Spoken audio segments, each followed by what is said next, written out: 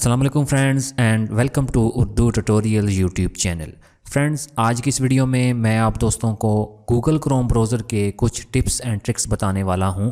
तो आइए video start करते हैं। तो सबसे पहली जो टिप है वो ये है कि आप किसी भी वेबसाइट को अगर आप PDF में सेव करना चाहते हैं तो उसके लिए सिंपली आप अपने कीबोर्ड से Ctrl+P प्रेस करें तो आपके सामने ये विंडो आ जाएगी और इधर से डेस्टिनेशन में से आपने सेव एज़ PDF वाली ऑप्शन को सिलेक्ट करके नीचे से इसको सेव कर देना है और उसके बाद इसको आप अपने कंप्यूटर में कहीं भी सेव कर सकते हैं।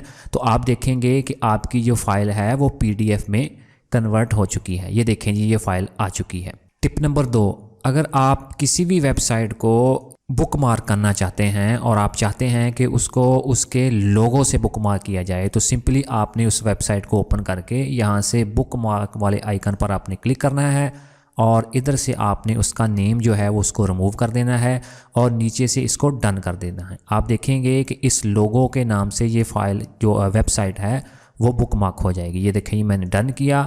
अब मैं ऑल बुकमार्क्स पर क्लिक करूंगा तो आप देखेंगे कि उस साइट का सिर्फ आइकन आ रहा है, साथ में उसका नेम नहीं आ रहा। Tip number 3, Google Chrome browser हमें किसी भी वेब पेज को पिन करने की भी सहूलत देता है। ये देखें जी, मैंने 3 साइट्स को ओपन किया हुआ है। अब मैं जिसको पिन करना चाहता हूँ उस पर मैं राइट क्लिक करूँगा और यहाँ से उसको पिन कर दूँगा। और ये देखें जी, इस साइट को भी मैं यहाँ पे राइट क्लिक करके पिन कर दूँगा। आप देखेंगे कि आपको ये पिन वाले बटन इधर साइड में नज़र आना शुरू हो जाएंगे। अगर आप इसको अनपिन करना चाहते हैं उसी तरह राइट क्लिक करें और अनपिन कर दें तो वो आपका जो पेज है वो अनपिन हो जाएगा। टिप नंबर 4, फ्रेंड्स, अगर आप गूगल क्रोम ब्राउज़र का इस्तेमाल करते हैं और अचानक से आपने किसी टैब को गलती से बंद कर दिया तो आप फ़ौरन उसको यहाँ पे राइट क्लिक करके ये देखें जी, रीओपन क्लोज टैब, इस ऑप्शन पर क्लिक करके आप उसको वापस ओपन भी कर सकते हैं। टिप नंबर 6, फ्रेंड्स, अगर आप चाहते हैं कि मैं अपना कंप्यूटर स्टार्ट करने के बाद यूं ही गूगल क्रोम ब्राउज़र को ओपन करूं तो मेरी जो स्पेसिफिक वेबसाइट्स हैं वो मेरे सामने आ जाएं, तो इसके लिए आपने इन 3 डॉट्स पर क्लिक करके यहाँ पे आपने सेटिंग्स वाली ऑप्शन पर क्लिक कर देना है और इधर आपने लेफ्ट हैंड साइड में ऑन स्टार्टेड वाली ऑप्शन पर क्लिक करना है और उसके बाद इन 3 ऑप्शंस में से आपने सबसे एंड वाली ऑप्शन को सिलेक्ट करके यहाँ से ऐड ए न्यू पेज वाली ऑप्शन पर आपने क्लिक करना है और उस वेबसाइट का